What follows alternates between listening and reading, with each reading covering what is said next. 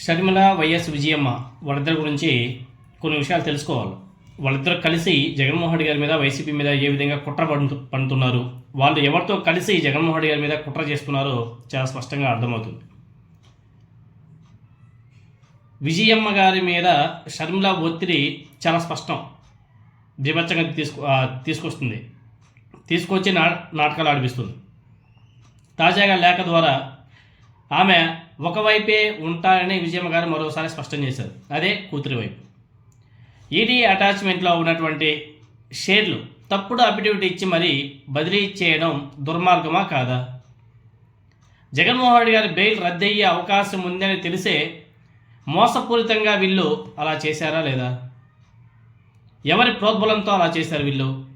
YS Rajasekhara Reddy గారి పేరు ఎఫ్ఐఆర్లో పెట్టకుంటే కాంగ్రెస్ని గెలిపించాలని చెప్పేసి విజయమ్మ గారు మీరు కోవడం ఎంతవరకు సమంజసం?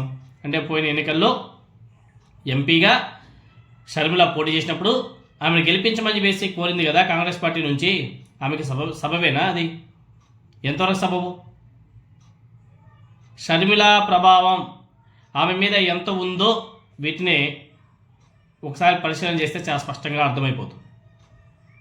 తండ్రికి సంబంధం లేని ఆస్తులను, కొడుకు ఆస్తులను, అదేవిధంగా పెళ్ళైన 15 ఏళ్ల తర్వాత కూతురికి పంచాలని చెప్పేసి అడగడం ఎంతవరకు సమంజసమో ఒకసారి వైఎస్ విజయమ్మ గారు ఆలోచన చేయవలసిన అవసరం కూడా ఉంది.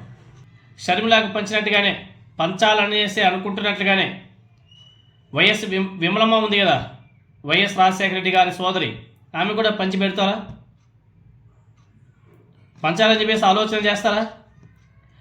ఎవరో, ఎందుకంటే చంద్రబాబు నాయుడు గారికి కూడా అక్కలో చెల్లెలు ఉన్నారు కదా, తన ఆస్తులు ఎప్పుడైనా సరే వాళ్ళిద్దరికి వాటాలు ఇచ్చారా? ఎందుకు మరి ఆ దిశగా ఆలోచన చేయట్లేదామే అర్థం కావడం లేదు. అదేవిధంగా జగన్మోహన్ రెడ్డి గారి కంపెనీలో వీళ్ళు ఎవరైనా సరే పెట్టుబడులు పెట్టారా? లేదు. నష్టాలు వచ్చేప్పుడు ఏమైనా సరే ఆదుకున్నారా? లేదు. కేసు వచ్చేప్పుడు ఏమైనా సరే వీళ్ళు భాగం పంచుకున్నారా? లేదు. జైలుకి వెళ్ళినప్పుడు వీళ్ళు ఏమైనా సరే భాగం పంచుకున్నారా? లేదు.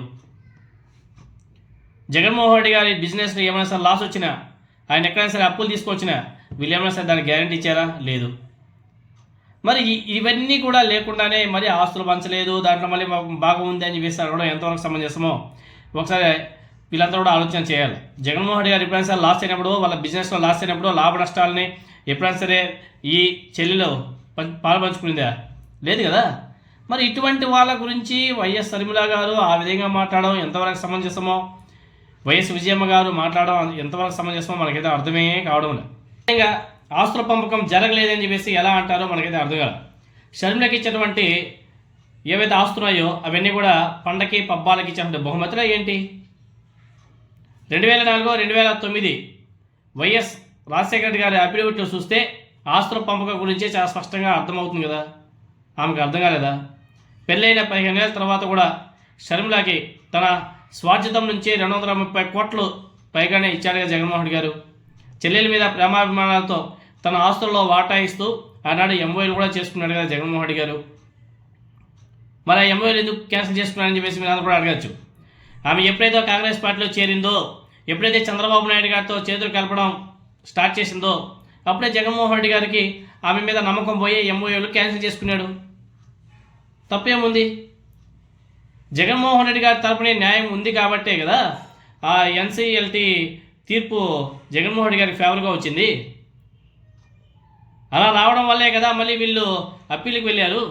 ఆ తీర్పు వచ్చే వరకు ఆగవచ్చు కదా.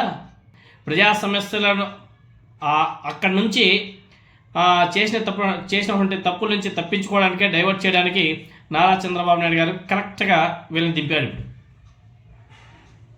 బంధాలు, బంధుత్వాల గురించి, కుటుంబ విలువల గురించి చంద్రబాబు నాయుడు గారికి ఏమైనా సరే తెలుసా చెప్పండి. మీకు తెలుసు కదా.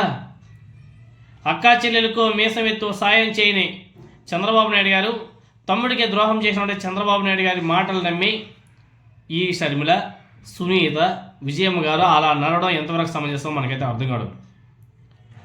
చంద్రబాబు నాయుడు గారి గురించి తన తోడలుడు దగ్గుపాటి ఆయన ఒక బుక్ రాశాడు. ఆ పుస్తకంలోనే రాశాడు చంద్రబాబు నాయుడు గారు పెద్ద ద్రోహి అని చెప్పేసి సాక్ష్యాలతో సహాయం చూపించడం జరిగింది. అటువంటి వ్యక్తిని వీళ్ళు ఎలా నమ్మారో అర్థం కాదు.